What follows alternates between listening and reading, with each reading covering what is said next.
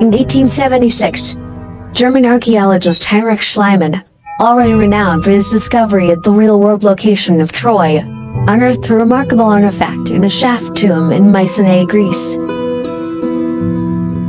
Among the trove of gold, weapons, and the remains of a wealthy man lay a striking gold funerary mask, crafted from a single sheet of hammered gold, and rendered in 3 dimensions. A remarkably unique piece from an era when 2-dimensional masks were far more common.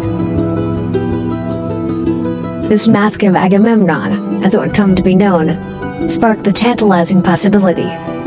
Could this be the face of the legendary King Agamemnon, the prominent leader of the Achaeans in the Trojan War, whose exploits were immortalized in Homer's epic, the Iliad? For centuries, the location at Agamemnon's final resting place has been a topic of heated debate. Some scholars dismiss the king as a purely mythological construct, while others maintain that the stories surrounding him are rooted in historical fact. Overcome with excitement at his discovery, Schliemann reportedly sent a telegram to King George of Greece, proclaiming, quote, "I have gazed upon the face of Agamemnon." The mask shared several consistencies with others found nearby, such as the presence of a beard and the artist's approach to facial features. However, the discovery raised more questions than it answered.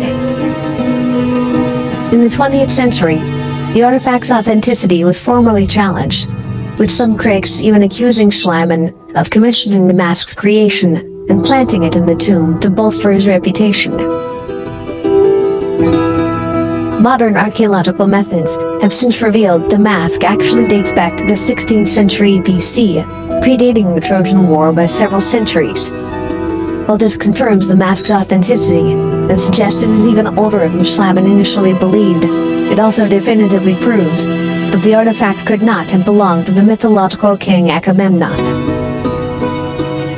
In his final years, Schliemann came to accept the truth about his discovery, and the realization that Agamemnon might have been a figure of mythology all along.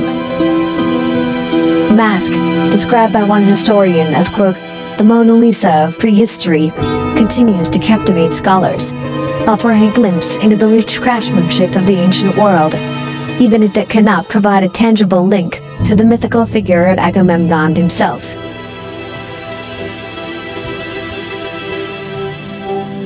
Mesolithic deerbone mask.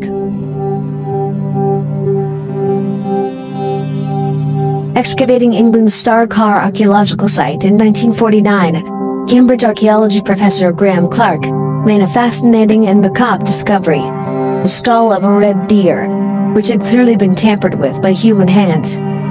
Its eye holes had been bored out using primitive stone tools, so that it could be worn as a form of mask known as a frontlet. The skull mask was evidently ancient, though remarkably well preserved. Later analysis would date it to around 11,000 years old. As the dig progressed, more of these Mesolithic artifacts emerged, offering a glimpse into the harsh and nomadic lives of the hunter-gatherers who carved and wore them. These early humans, likely close descendants of Ice Age survivors, inhabited a world that was only beginning to thaw.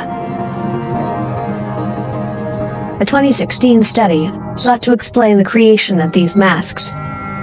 Researchers hypothesized the process began with the killing of a mature red deer, carefully timed for the late autumn season, before its antlers were shed. The head would then be removed and meticulously cleaned using basic stone tools. A significant portion of the antlers would be scraped and chipped away to make the mask wearable and reduce its weight. The skin may have been removed by placing the mask in hot embers, causing it to retract and peel. The purpose of the Star-Car headdresses remains a mystery. It is plausible that they were worn by accomplished hunters, esteemed elders, or those holding prominent social positions, perhaps during ritual ceremonies. Alternatively, the masks may have served a practical purpose, enabling hunters to camouflage themselves while stalking deer. To date, a total of 33 red deer headdresses have been discovered at Star-Car, with the possibility of more awaiting discovery in England's peat bogs.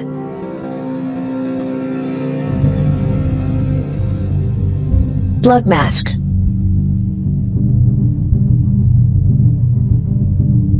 In the depths of a 1,000-year-old tomb on the northern coast of Peru, a morbid mystery lay hidden for centuries.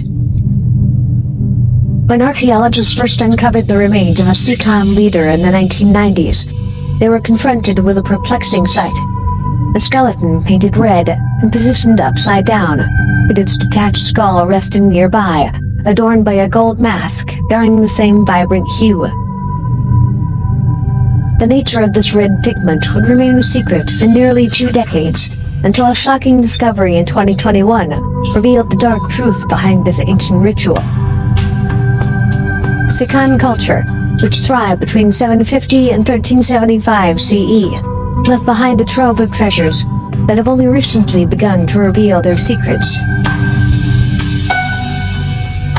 The tomb of the red-painted leader was found 12 meters below the earth, and it also contained the remains of 4 other individuals, 2 of whom were positioned in a way that eerily depicted a childbirth scene. Additionally, the bodies of 2 children were found, along with an astonishing array of gold and treasure weighing over a ton. Initially, researchers believed the red paint covering the remains was cinnabar, a pigment commonly used in ancient rituals. However, the question of how this paint survived for more than a millennium remained a perplexing mystery. It wasn't until a groundbreaking study conducted at the University of Oxford in 2021 that the truth finally came to light. The mask, it turned out, had been painted with a pigment composed of duck eggs and human blood. Historians now speculate that the presence of the childbirth scene and the use of human blood in the pigment may point to a grim ritual intended to resurrect the deceased leader. If this theory holds true, the 4 other individuals found in the tomb may have been sacrificial victims.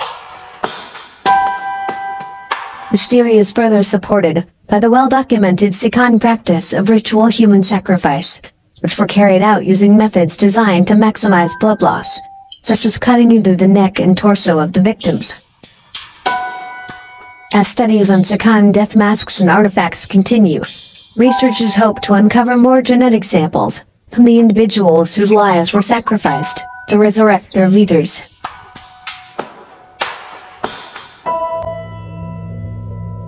The Mask of La Roche-Cotard.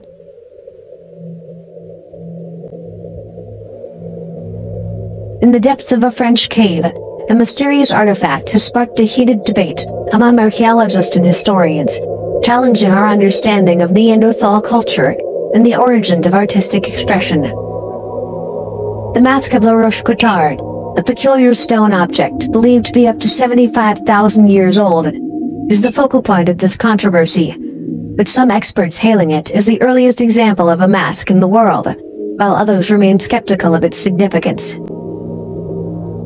Discovered in 1975 at the entrance of the cave of La Roche-Cotard, set along the banks of the Loire River, the mask was found in a site that had been sealed off and remarkably preserved for millennia. Deeper in the cave, the earliest known engravings by Neanderthals can be found. They date back at least 57,000 years, when the cave was sealed by sediment. The Mask of La Roche-Cotard is not wearable in the traditional sense, but rather a flat piece of flint, meticulously shaped to resemble the upper part of a human face, without the jaw.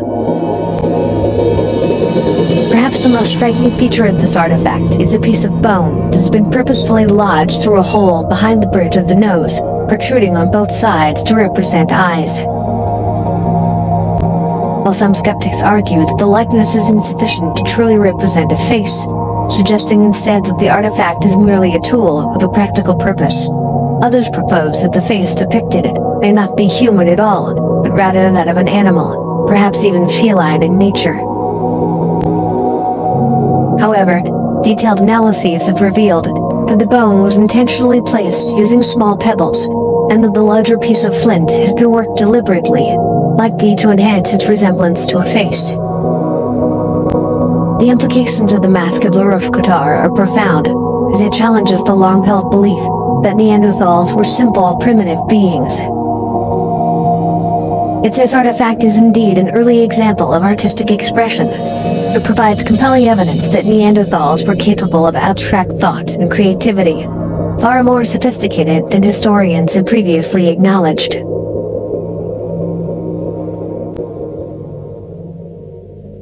Iridium mask.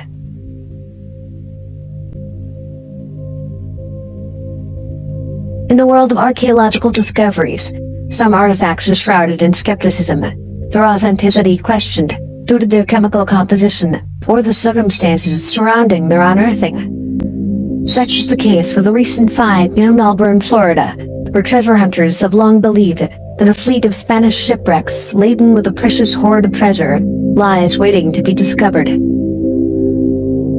The story begins with a fleet of 12 galleons, their holds filled with artifacts, looted from the Americas by conquistadors.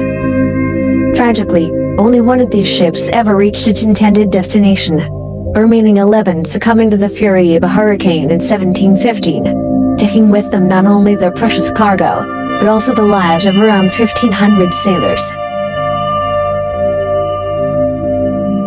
For centuries, the wreck seemed to have vanished without a trace. But this did not deter treasure hunters from setting their sights on finding the lost hoard, estimated to be worth a staggering $4 billion. Recently, a discovery was made that the Seafarer Exploration Corporation boldly declared may be, quote, the richest archaeological discovery of our time. The artifact in question, a Peruvian funeral mask, was found by a beachcomber armed with nothing more than a simple metal detector. Some have suggested that this mask, believed to be Incan in origin and stolen by the Spanish from a tomb, may be part of a trail leading to the sunken Spanish ships. The mask's composition is a fascinating blend of copper, silver, and gold, but what sets it apart is the presence of iridium, a precious metal derived from meteorites.